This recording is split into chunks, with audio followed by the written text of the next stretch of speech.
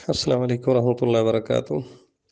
باب الفتیہ و واقف علی الدابۃ وغیرہا، سواری وغیرہ پر سوار ہو کر فتویٰ دینا۔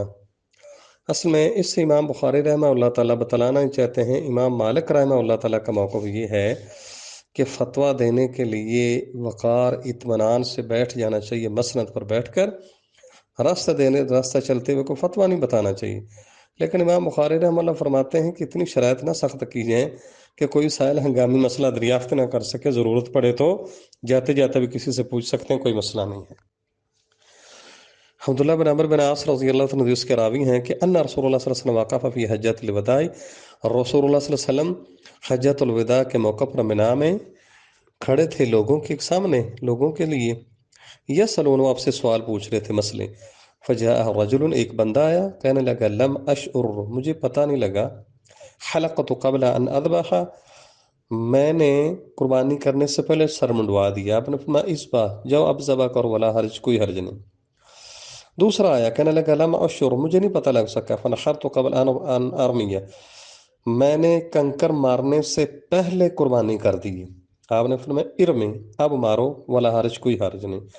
فما سئل النبی صلی اللہ علیہ وسلم عن شیء قدم ولا اخر الا قال افعل، تو اس دن آپ سے جس کی متعلق بھی کوئی مسئلہ پوچھا گیا جو کسی نے پہلے کر لی یا بعد میں، تو آپ نے فرمایا افعل، اب کر لیں، ولا حرج، کوئی حرج نہیں۔ یہ 6 دفعہ حدیث آتی ہے بخاری کے اندر۔ تو چونکہ جب حاجی حج کے لیے جاتا ہے نا، جب نہر یعنی 10 ذی الحجہ کو 4 کام کرنے ہوتے ہیں، ترتیب اس طرح ہوتی ہے کہ پہلے رمی جمار کرنا ہے، کنکر مارنے، پھر قربانی، سر منڈوانا ہے، پھر طواف زیارت کرنی ہے۔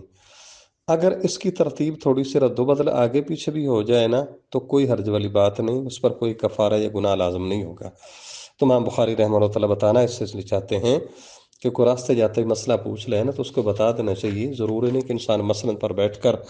امام مالک رحمہ اللہ تعالیٰ سارا بہت کہتے تھے چلو بیٹھ کر عزت کے ساتھ، احترام کے ساتھ، لیکن رسول اللہ صلی اللہ علیہ وسلم نے ضرورت کے مطابق راہ جاتے بھی لوگوں کو مسائل بتا دیے۔ اس میں امام بخاری رحمہ اللہ کے استاد ہیں اسماعیل، اور حدیث کے ٹوٹل راوی ہی مدینے کے رہنے والے ہیں، ٹوٹل مدنی راوی ہیں یہ۔